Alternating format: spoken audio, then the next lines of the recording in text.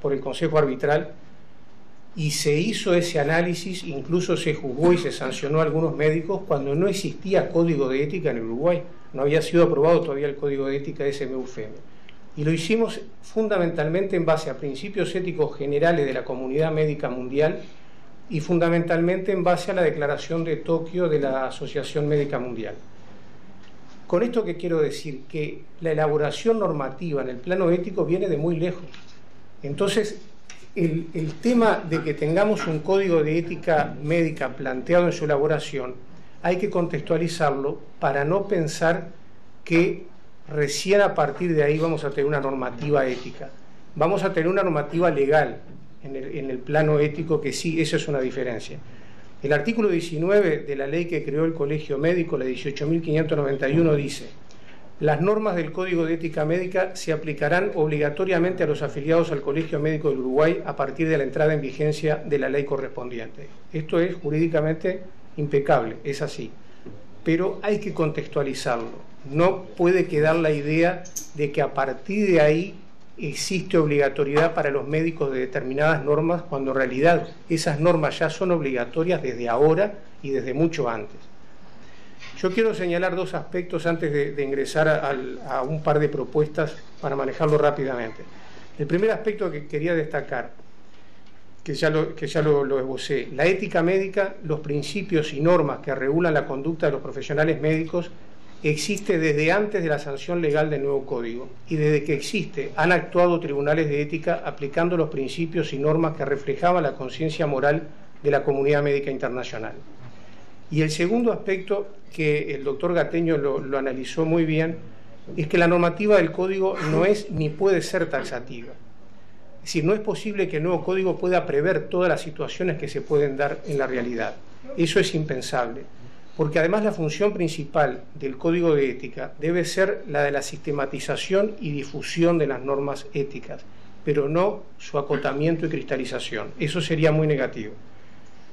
El doctor Daniel Ferrer, que es un colega conocido por todos ustedes, recientemente fallecido, en un libro que publicó hace unos años llamado Reflexiones sobre ética profesional, decía que los códigos de ética, a diferencia de los códigos penales, no pueden basarse en el principio nullum crimen, nulla pena sine lege, es decir, que no hay delito ni pena sin ley que lo establezca, ya que no es factible, decía, cubrir todo el universo de posibles conductas no ajustadas a la deontología.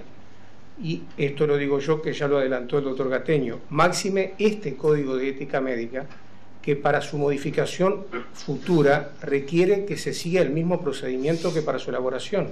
Es decir, en principio, el Colegio Médico debería rediscutir las normas que se quieren modificar o incorporar, debería convocarse a un plebiscito a nivel nacional, debería enviarse al Poder Ejecutivo y sancionarlo el Parlamento. Esto por cada modificación que se quiera hacer en el plano ético. Entonces, acá donde creo que tenemos que apelar a artículos que ya existen en el ordenamiento jurídico nacional, como se mencionaba acá, a normas de carácter abierto.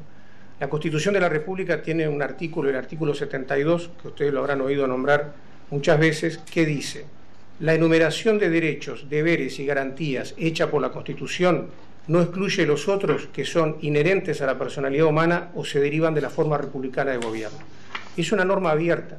¿Esto qué significa? Permite que la Constitución, que tiene muchos años de aprobada, esta tiene casi 40 años, pero la normativa básica de la Constitución uruguaya se mantiene en más de un 50% inmodificable desde 1830. ¿Esto qué permite? Que esa normativa absorba la evolución jurídica no solo nacional sino internacional.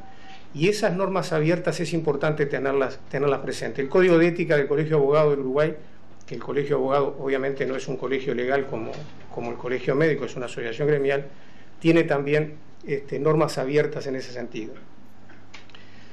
Entonces, un par de propuestas que quería manejar, que se las alcancé al doctor Clusé para que lo vieran en el grupo de trabajo del anteproyecto, y que va un poco en este camino, es que creo que por un lado sería conveniente tener una norma que permitiera adaptar el código sin necesidad que el código sea modificado, adaptarlo a nuevos planteos éticos que puedan surgir de la comunidad mundial. Por ejemplo, yo les decía que el Consejo Arbitral del Sindicato Médico juzgó a los médicos militares y policiales sin que hubiera código de ética en Uruguay, lo hizo básicamente con la declaración de Tokio de la Asociación Médica Mundial.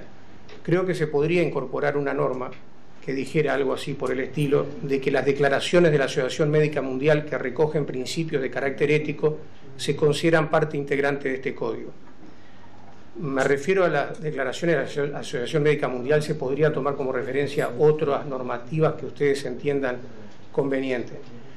Pero con esta formulación permitiría incorporar no solo las declaraciones ya aprobadas por la Asociación Médica, sino también las declaraciones que se aprueben en el futuro.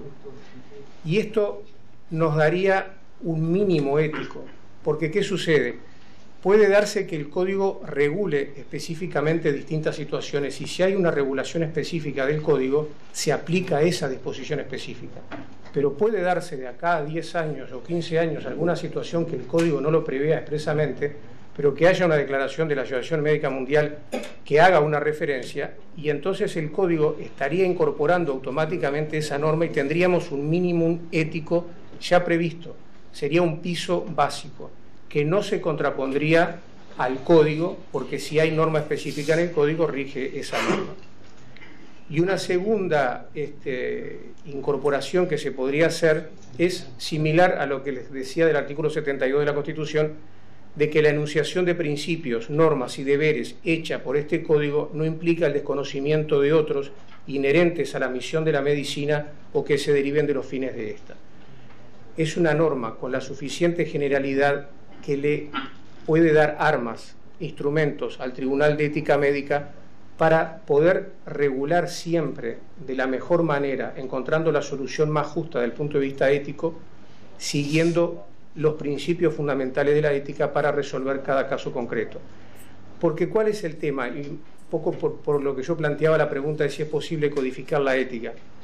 Hay un colega, el doctor Jiménez Etrasarino, que siempre decía que la ética se siente, es decir, uno frente a un determinado problema advierte, sin necesidad que nadie nos lo explique, si ese tema es ético o no es ético, o si la solución que se le está dando es o no ética. O sea, hay un primer plano donde la moral y la sensibilidad personal de cada uno tienen una sintonía muy especial. Por eso, partiendo de la base de que la ética se siente, entendemos que la codificación lo que tiene que hacer es justamente sistematizar esa sensibilidad moral y de la conciencia médica del cuerpo médico nacional y mundial, pero de una manera que no se cristalice, sino que se pueda ir adaptando a los cambios que la ciencia, la tecnología e incluso a veces los cambios en la forma de ver las cosas que tienen todas las sociedades.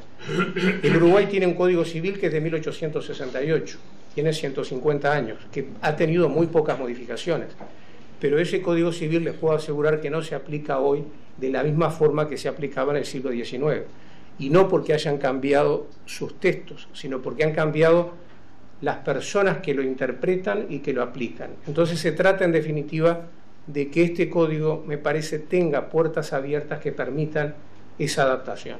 Nada más. Muchas gracias.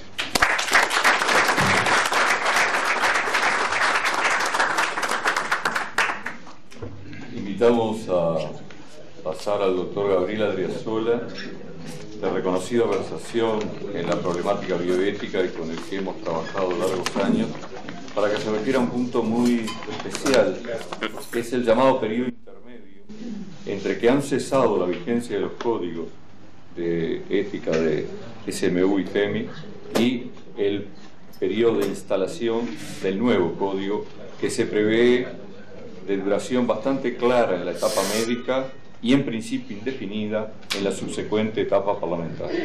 Doctor Adriasola. Bueno, antes que nada, quiero agradecer al colegio por la invitación, que para mí es un honor. Y si bien el tema es muy específico, quiero suscribir plenamente lo que se señaló tanto por mi colega, el doctor Larrandonea, por los